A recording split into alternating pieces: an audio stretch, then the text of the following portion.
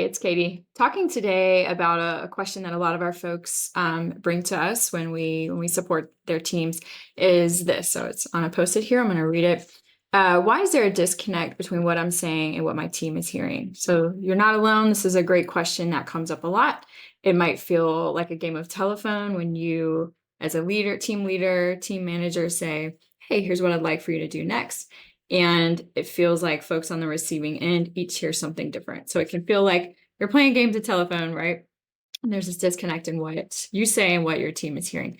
And so some of the support and advice that we have here is to first think about what structure you're using to keep track of next steps or project management.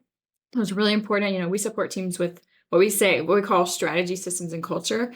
And so if you have a good project management tool or a good system for keeping track of next steps and things that are moving forward, that can really help to ease some of this discomfort and lack of clarity.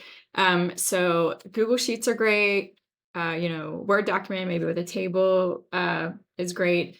Understanding like what is the next step, who's the owner, and when was the target date for that next step to be completed by. And to allow, when you're talking through those next steps, allow some time to talk through. So some things as simple as that can help to clarify. So making sure your systems are really strong. Again, it can be as simple as like a Google Doc or some more complicated or, software like a Monday.com or Asana as well. The other piece is important to build trust. And that means something different for everybody. But we love using a common language and a tool to have a starting point around your communication. And so that could look like a Myers-Briggs type indicator that you all take. It could look like taking the DISC. Some folks like Strength Finder. There's a lot of different tools out there. Our favorites are MBTI and DISC.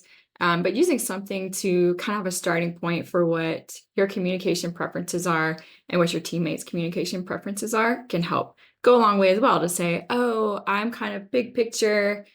I do have a blind spot for digging into the details sometimes, whereas some of the teammates would still need that information.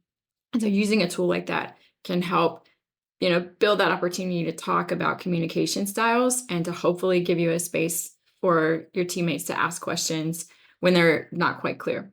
So hopefully those tips are helpful, and we'd love to talk more about any challenges that you're having and how we can support you. So feel free to reach out. Thanks.